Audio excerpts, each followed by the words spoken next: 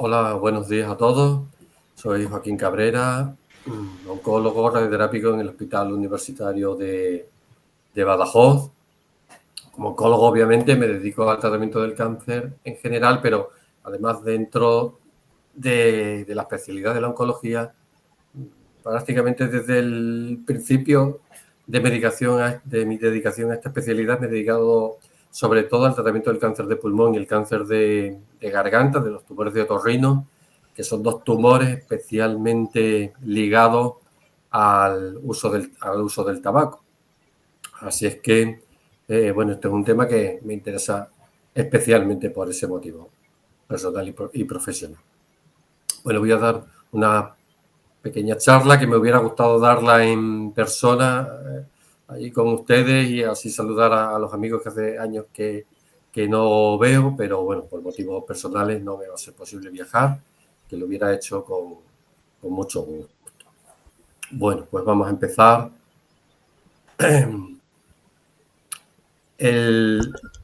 La unión entre el consumo de tabaco y la aparición de cáncer se empezó a sospechar en los primeros años del siglo XX. No voy a hacer una historia de esos descubrimientos, que entonces podríamos tirarnos toda la mañana, pero lo que quiero resaltar es que llevó muchos años de investigación, casi, bueno, pues medio siglo, descubrir y demostrar científicamente y de una manera totalmente incontestable que el tabaco producía cáncer. Siendo una enfermedad extraordinariamente rara a principios del siglo XX, los médicos observaban cómo progresivamente iban apareciendo casos y que el nexo común de todos esos casos, esta enfermedad prácticamente desconocida, ya digo, a principios del siglo XX, era que los pacientes eran fumadores.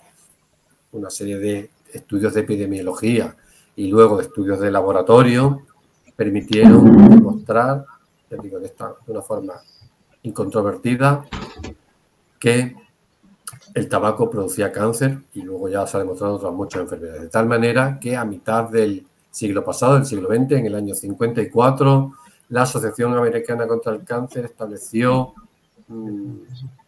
que la unión entre estas dos entidades, el tabaco y el cáncer, era indiscutible.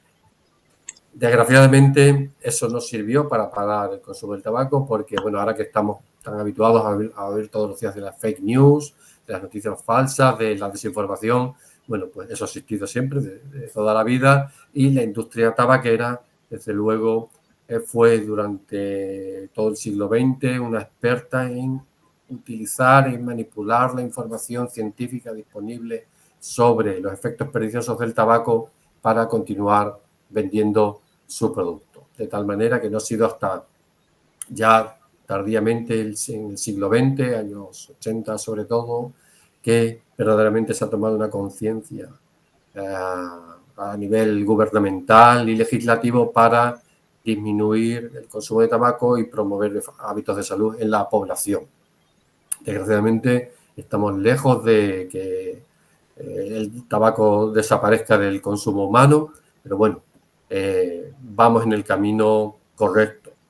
El tabaco es una causa muy frecuente de enfermedad y algunos científicos lo han definido como el artefacto más letal que ha producido, que ha inventado nunca el ser humano, y no es exagerado. Cada año mata aproximadamente 8 millones de personas en todo el mundo. Para poner una idea en contexto de lo que significa esto, durante toda la Segunda Guerra Mundial, que fueron 6 años de combates, murieron aproximadamente 50 millones de personas. Esto significa, poniéndolo en relación con el tabaco, que durante cada 6 años, si multiplicamos 8 millones por 6 años, mueren en el mundo el mismo número de personas que murieron durante la Segunda Guerra Mundial. Es decir, me va a permitir la expresión, una salvajada, ¿no? La Segunda Guerra Mundial fue la mayor catástrofe que hasta ahora ha padecido la humanidad, no comparable con ninguna otra epidemia o situación que hayamos sufrido nunca. ¿Cómo es que el tabaco produce el cáncer? Bueno, pues ustedes sabrán, sin duda, que nuestro cuerpo forma por miles de millones de células, cada una de las cuales tiene unas instrucciones escritas en su interior que le sirven para funcionar diariamente, ¿no? Esas instrucciones están contenidas en el código genético que todos conocemos y en una molécula en concreto que se llama el ADN. Esa molécula está empaquetada en libros, en tomos de una biblioteca, podría decirse, los cromosomas, y en esos cromosomas las lee la célula desligando en líneas, que es las líneas del ADN, el material genético, el cual está constituido por un alfabeto, que son moléculas químicas que se llaman nucleótidos y que están engarzadas en esta cadena de una manera específica, este alfabeto, de tal manera que la lectura de este código genético permite a la célula funcionar con normalidad. ¿Qué es lo que hace el tabaco? Pues el tabaco se absorbe a través del aparato respiratorio, circula por la sangre, entra en las células y las sustancias cancerígenas, que son más de 30, que es las que se conocen y que no vamos a nombrar aquí porque tampoco tiene mucho interés, son capaces de reaccionar químicamente con el alfabeto del ADN, cambia de sitio las letras de ese alfabeto y por lo tanto las células ya no pueden leer el código genético. Eso se le llama una mutación. Hay muchos tipos de mutaciones, no todas producen cáncer, sin embargo, las que sí lo producen dan lugar a que las células, al leer el código genético alterado, lo que hacen es que interpretan que deben reproducirse continuamente, no paran de crecer nunca. Esto es un cáncer, es decir, el crecimiento incontrolado de las células de una parte del cuerpo, de tal manera que primero crecen incontroladamente en un órgano, pero después siguen creciendo y creciendo, invadiendo otras partes del cuerpo, lo que conocemos como metástasis, y finalmente matando al paciente. Esto es el efecto del tabaco sobre las células del cuerpo. Como el tabaco se absorbe por las vías respiratorias en los pulmones y se disemina a todo el cuerpo, el tabaco no solo está involucrado en la aparición de los cánceres que están, digamos, en contacto directo cuando fumamos, es decir, la garganta y los pulmones, que es la principal causa de cáncer por tabaco. El 80% de los cánceres de pulmón o de laringe, de la garganta, están producidos por el tabaco. Como las sustancias cancerígenas se absorben a la sangre a través de los alvéolos, pues van a afectar a otros órganos que ni siquiera están en contacto con el aparato respiratorio, como son el hígado, los riñones, el páncreas, el intestino grueso, en las mujeres el aparato genital, en hombres y mujeres, por ejemplo, también la vejiga y el riñón, porque las sustancias cancerígenas absorbidas por la sangre luego se expulsan por el riñón en la orina, e incluso se sabe ya que hasta las leucemias, en un 13% de los casos, están producidas por el hábito del tabaco. Es decir, que realmente el tabaco es una sustancia tremendamente agresiva y nociva para el cuerpo humano, eso sin contar los otros muchos efectos que tiene a nivel del sistema sanguíneo, del corazón, de las neuronas, bueno, que yo en eso no me voy a meter. En definitiva, por este motivo, de todos los cánceres que padece el ser humano, el 40%, casi la mitad de ellos están producidos por el tabaco. Imagínense lo que significaría eso, poder erradicar el tabaco de nuestras vidas, la ganancia de vidas y de salud que supondría para la población general que nadie fumara. Voy a centrarme un poquito en el cáncer de pulmón porque, claro, no tengo tiempo para hablar de todos los cánceres que produce el tabaco, pero por centrarnos en el más frecuente de todos, en el cáncer de pulmón, y con los datos de España, ¿no? que es posible consultar en diferentes páginas web. Bueno, el cáncer de pulmón supone la cuarta causa de cáncer, tanto en hombres como en mujeres. En hombres es mucho más frecuente, pero desgraciadamente el hábito de fumar se ha vuelto también muy frecuente en las mujeres. De hecho, es la segunda causa de muerte después del cáncer de mama. Siendo la cuarta causa en incidencia, el tipo de tumores que aparecen, es la primera causa de muerte por cáncer en España. ¿A qué es debido esto? A que el cáncer de pulmón, desgraciadamente, nunca o casi nunca se diagnostica pronto. La mayoría de los pacientes, más del 80% de los pacientes, se diagnostican cuando el tumor es muy difícilmente curable. Sin embargo, esto no debe, ¿cómo decirlo?, desanimar a las personas que están fumando a dejar de fumar y, digamos, darlo todo por perdido. Hay muchos estudios que demuestran que dejar de fumar contrarresta los perjuicios del tabaco. Yo no soy de poner muchas gráficas científicas en personas que no tienen información porque no son fáciles de interpretar, pero bueno, me he permitido hacerlo en esta ocasión porque ahora con la epidemia de COVID en los periódicos, en la televisión todo el día estamos viendo gráficas de incidencia que estemos un poco más familiarizados, ¿no? Si vemos en esta escala el riesgo que tenemos de padecer un tumor y aquí la edad respecto a la cantidad de años fumando, vemos que las personas que nunca dejan de fumar tienen un riesgo de padecer cáncer de pulmón muy alto, pero si dejas de fumar a los 60, si lo haces dejar de fumar a los 50, a los 40 o a los 30, vemos que en cambio el riesgo de padecer un tumor pulmonar disminuye. Es decir, cuanto antes dejemos de fumar, menos riesgo tenemos de padecer un tumor. Es verdad que ese riesgo no va a desaparecer del todo, que puede haber lesiones ya producidas que desgraciadamente den lugar a un tumor, pero se gana más de, como ven, de un 16% de riesgo a solo un 2% o menos, o un 3%, es decir, entre 4 y 5 veces menos de riesgo de padecer un cáncer de pulmón. Verdaderamente merece la pena dejar de fumar cuanto antes. Como decía hace un momento, el cáncer de pulmón no produce síntomas de una forma precoz. No hay ningún síntoma que sea específico de cáncer de pulmón.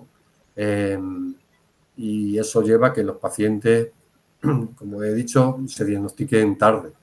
Sin embargo, hay algunos síntomas muy habituales que, insisto, que no son específicos de cáncer. Nadie que tosa es porque tenga cáncer de pulmón, lógicamente, pero es la persistencia de estos síntomas, a su empeoramiento en el tiempo y sobre todo la asociación de estos síntomas con otros, lo que debe hacer sospechar al paciente o al médico del paciente que puede estar ante un cáncer de pulmón, ¿no? Padecer tos y además tener dificultad para respirar, empezar a perder peso de una manera no provocada, es decir, sin hacer dieta ni nada, sentirse más cansado, por supuesto, por ejemplo, toser sangre, tener dolor en el pecho.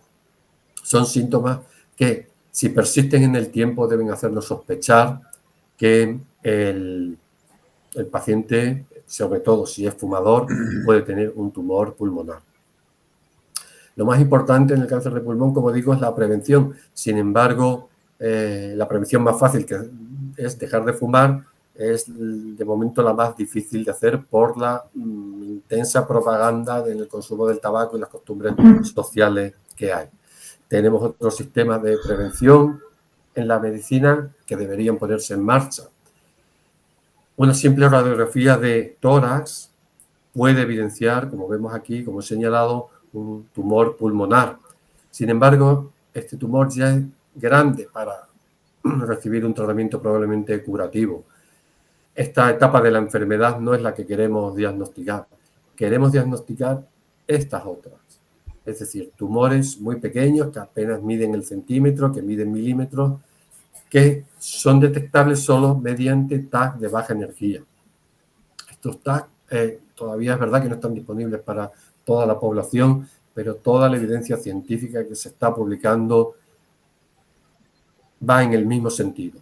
Las personas fumadoras de alto riesgo se benefician de realizarse TAC anuales de baja energía para detectar los tumores cuando son asintomáticos y están así de pequeños, exactamente igual que se hace con las mamografías en el cáncer de mama de las mujeres, detectarlos cuando los tumores ni siquiera son palpables, ¿no? En una exploración física, pues aquí cuando ni siquiera han producido síntomas.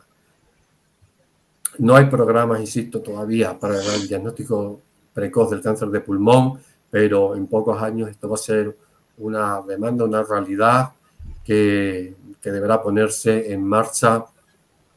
Pues la única manera de, aparte de dejar de fumar, de mejorar la supervivencia de los pacientes. Es decir, detectando los tumores cuando son muy pequeños y para tratarlos con cirugía o con otras terapias. ¿Quiénes serían las personas que en un futuro que yo preveo cercano van a ser las candidatas a recibir, a someterse a un cribado mediante TAC de baja energía? Pues personas ya en la edad madura de la vida, entre 55 y 74 años, con historia de fumar por lo menos un paquete al año, o si han dejado de fumar, por lo menos que lo hayan hecho en los últimos 15 años,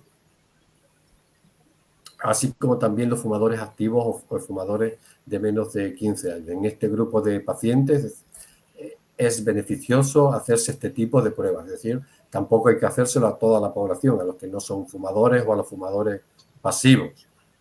No es como el cáncer de mama de las mujeres, el cribado que debe hacerse a todas las mujeres, por ejemplo, a partir de los 45 o 50 años. Aquí estamos hablando de una población de riesgo específica.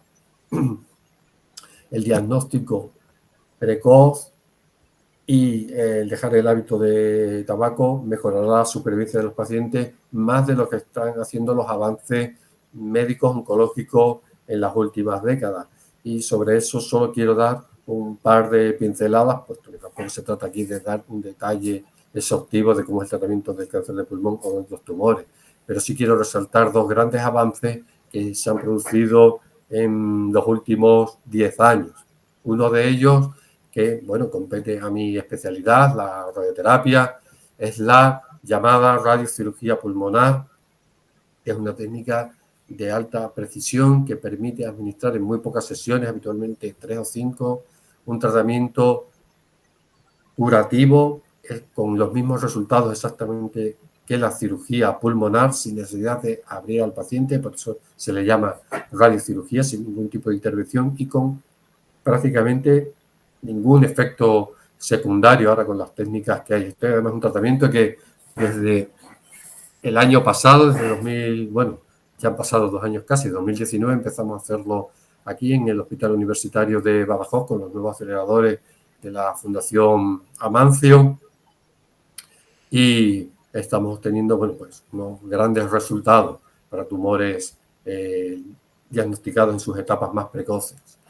En situaciones más avanzadas, el gran cambio que ha habido actualmente respecto a la quimioterapia clásica es el tratamiento con inmunoterapia, es decir, con unos fármacos que hacen que las células de las defensas del cuerpo humano, los glóbulos blancos, sean capaces de destruir ellos mismos las células tumorales. Se sabe que las células tumorales, las del pulmón, pero también de otros tipos de cánceres, producen unas moléculas, unas sustancias químicas que las hacen, digamos, invisibles a las defensas humanas y por lo tanto les permite crecer en el cuerpo sin que los glóbulos blancos, los linfocitos, puedan atacarlas ni destruirlas. Son capaces de inhibir, perdón la palabra, o sea, evitar la acción de las células de la defensa.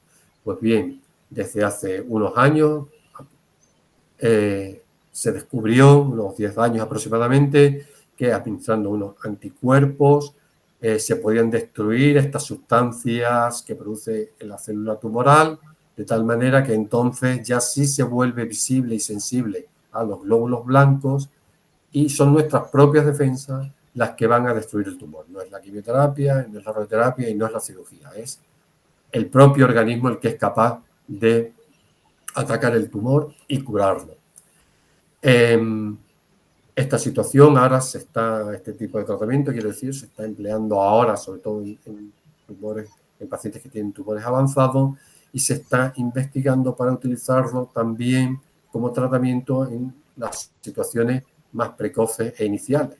Antes, por ejemplo, de la radioterapia estereotáxica o al mismo tiempo de la cirugía pulmonar o incluso de la cirugía para reducir tumores y que la cirugía, por ejemplo, elimine el residuo que quede, que pueda haber a lo mejor células que sean de todas maneras resistentes a este fármaco. En definitiva, estamos ante un momento esencial y yo creo que muy prometedor en la lucha contra el cáncer en general y el cáncer de pulmón mediante la concienciación de la población general de que el tabaco es extremadamente perjudicial, de que la prevención mejor es dejar de fumar, de que se van a poner en marcha en poco tiempo, a años vista, programas de detección precoz del cáncer de pulmón y de que hay nuevas armas terapéuticas cada vez más curativas y menos agresivas para el tratamiento de los tumores. Bueno, con esto acabo. Muchas gracias por la atención y a ver si en la próxima edición puedo estar en presencia y participar del coloquio con ustedes.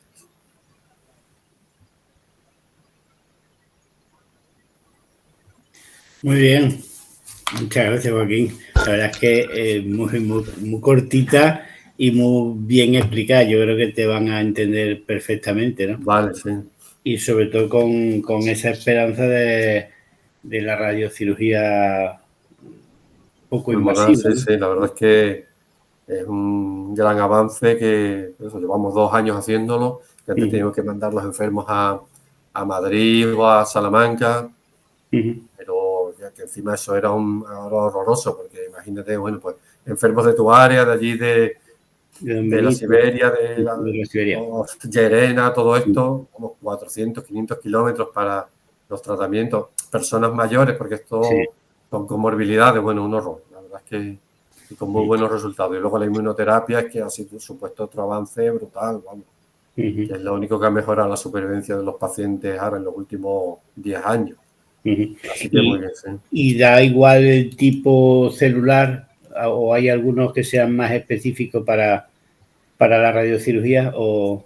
Para la radiocirugía el no microcítico. El no microcítico. Claro, el epidermoide adenocarcinoma. Para el microcítico se está investigando. Como el microcítico es tan agresivo, el de células pequeñas, enseguida da metástasis, pues el valor de la radiocirugía está en estudio ahora. Se está estudiando si merece la pena tratar tan focalmente los tumores o no. Y luego lo que se está investigando eso, la unión de la inmunoterapia con la cirugía, con la radiocirugía. Porque es verdad que el tumor, el control local pulmonar es alto, sigue habiendo muchas metástasis. Entonces, bueno, con la inmunoterapia se pretende evitar eso. Vamos a ver qué pasa. Y desde vuestra unidad, desde tu unidad, ¿hacéis alguna derivación a las unidades de tabaquismo? ¿Cómo lo hacéis? Yo la verdad es que siempre aconsejo a los pacientes que dejen de fumar. Desgraciadamente hay gente que es contumaz y que sale de la sesión y se pone a fumar a la puerta y que sigue fumando y a algunos enfermos les trata un tumor y se curan y luego les sale otro. Y yo les aconsejo que contacten con las unidades antitabaco, con las asociaciones contra el cáncer, con las unidades que tiene la Junta para hacerlo, sí. No, el éxito es relativo. Lo del tabaco, la verdad es que es una adicción brutal. Incluso en médicos, que es peor todavía, que es más deprimente aún. Sí. Oye, el año pasado, desgraciadamente, Urbano, que creo que le trataste tú, ¿no? Urbano Vázquez, compañero de Mérida, y Beatriz, 2 compañeros míos de drogas, fallecieron el año pasado con 8 o 10 meses de evolución. No sé exactamente el tipo, pero el de Urbano yo creo que era un microcítico y estaba muy metastatizado cuando se diagnosticó, ya estaba en hueso y en hígado y fue complicado, ¿no? Y ayer, por ejemplo, también tuve los lunes hago una sesión como esta, ¿no? Por videollamada, con todas las personas, hasta 50 personas se pueden unir. Y curiosamente, un señor que hacía más de un año que no le veía, yo le empecé a tratar con 69. Ayer dijo que tenía 71 y en el último año pues habían tenido que intervenir del pulmón por quitarle medio pulmón, no sé exactamente qué tipo de tumor, pero en sus antecedentes tiene que dejó de beber hace 20 años, es decir, un alcohólico rehabilitado y que ha seguido fumando, ¿no? Y esto ahí es donde más incidencia se ve, sobre todo en el abuso de alcohol y tabaco, ¿no? Y curiosamente, pues acudió a una de las terapias grupales que yo hacía por entonces en el Hospital Don Benito Villanueva, que ahora desde la pandemia no lo hacemos, y consiguió reducir, pero no consiguió dejar de fumar. Y hasta, como él decía ayer, hasta que no le pasaron la cuchilla, no ha dejado de fumar, ¿no? Y ha dejado prácticamente, pero manifestaba eso, hablando con él un año después, pues que sentía deseo de fumar, de que le apetecía, de que soñaba. Sí, eso. Sí. Eso es lo que yo digo, esa es la dependencia sin tratar. Sí, está tratada solo por el miedo a la enfermedad, pero no está tratada completamente, ¿no? Y en eso es donde también tendríamos que hacer mucho hincapié, sobre todo cuando vemos este tipo de pacientes, esto hay que derivarlos como sea a un equipo de deshabituación en sedes o donde lo haya más Que cercano. eso tampoco está muy claro, ¿no? La manera de hacerlo. Es que no hay un plan específico Claro, es muy triste, es que eso que. y no hay nada, es decir, no hay nada organizado, ¿no? Ahora, cuando tú estabas empezando a intervenir, me estaba recibiendo unos mensajes, por eso han saltado ahí algunos mensajes, se oían. Estaba hablando con la responsable de No Fumadores ORG, que le van a mandar una carta al consejero en relación a esto, sobre al atlas del cáncer que se ha publicado recientemente en el país y que parece que sea. Y me Se estaba ha pidiendo. viralizado, sí, sí. Es que estamos ahí en rojo, que vamos, es horrible. No, es que llama muchísimo la atención, ¿no? Y las cifras que tenemos de tabaquismo las tienen muy maquilladas, pero lo que yo veo a nivel de calle es casi que el doble de lo que nos dicen el 25%, pero yo creo que seguimos por el 40% sin exagerar mucho, ¿no? Y eso, pues, es fundamental bajarlo porque con los años, al final, muchas personas, por la debilidad del propio sistema inmune, acaban haciendo este tipo de cánceres. Así que nada, muchas gracias por tiempo, muchas gracias por la preparación y sobre todo. No, y de verdad que, bueno, que esto lo haces cada año o cada 2 años o cómo. Lo hemos hecho 3 años, lo hicimos por primera vez en 2019 en Villanueva de la Serena y resultó bien, vamos, van sobre unas 100 personas o así. Bueno. Y hacemos un desayuno saludable, luego se hace una actividad física, alguien de estas personas que hacen programas de educación para la salud en relación a la actividad física cuenta algo de ejercicios prácticos y cosas de estas. Y el primer año lo enfocamos al tratamiento farmacológico y a medidas así de que les sirvan pues, para mejorar su calidad de vida. El segundo año que lo hicimos en la ABA en el 2020, justo antes de empezar la pandemia, lo centramos más en actividades que podían hacer los pacientes una vez que se recuperaban. Y este año pues hemos elegido meternos un poco con patología y enfocarlo un poco más hacia el terreno del cáncer, porque curiosamente, aunque tengo 2 asociaciones en Don Benito, la Asociación Española del Cáncer y AOEX, no derivan pacientes, es decir, no captan pacientes y los derivan, y yo veo muchísimos cáncer de tiroides, mucha gente con cáncer de próstata, cáncer de vejiga, no tanto el de pulmón, porque el pulmón parece ya más claro, pero otro tipo de patología oncológica y curiosamente no acuden a programas de deshabituación. Y yo tengo chicas jóvenes con cáncer de tiroides que no dejan de fumar. Y lo triste es esto, que habiendo asociaciones como hay, pues tampoco se dedica. Aquí la asociación, a lo mejor la Asociación del Cáncer, hace un programa de deshabituación para 10 personas una vez al año. ¿Sabes? Pero 10 personas eso no es nada, ¿no? Entonces yo más o menos cada 2 meses abro gente nueva y empiezo 40, 50 personas, tampoco son muchos porque solamente dedico un día a la semana, es decir, ya me gustaría a mí poder dedicarme toda la semana a esto, ¿no? Pero llevo 4 o 5 centros de salud y sobre todo llevo todos los problemas, o sea, todas las drogas, no solamente. Ya, claro, es que lo vuestro es, Y estás ahí, pues perdido, porque yo, por ejemplo, estoy en la zona de Don Benito, pero llego a la Siberia, pero antes estábamos conectados todos los sedes, ya estamos desperdigados, estamos por área de salud, cada uno hace una cosa donde está y como está. Y en tabaco hay muy pocos sedes que hagan tabaco. Contándome a mí, pocos más. En Badajoz, Emilio Salguero y la unidad esta que tiene Paqui Lourdes en Infanta, pero poco más. y eso pues no llega al volumen que tenemos de pacientes, porque tenemos muchísima gente. Sí, sí. Es una gran falla, una cosa que podía ser sí. Y costo efectivo. más Es decir, fácilmente prevenible. En vez muy de... barato, es decir, actuar en tabaquismo es baratísimo.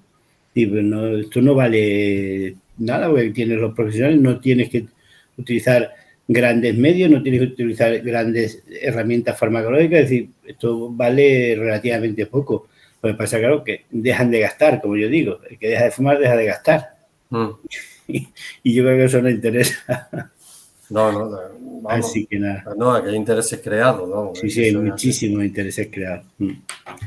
Bueno, Joaquín, pues nada, no te molesto más Pues y nada. te doy un abrazo fuerte. Un abrazo. Venga, hasta Adiós. luego. Bueno.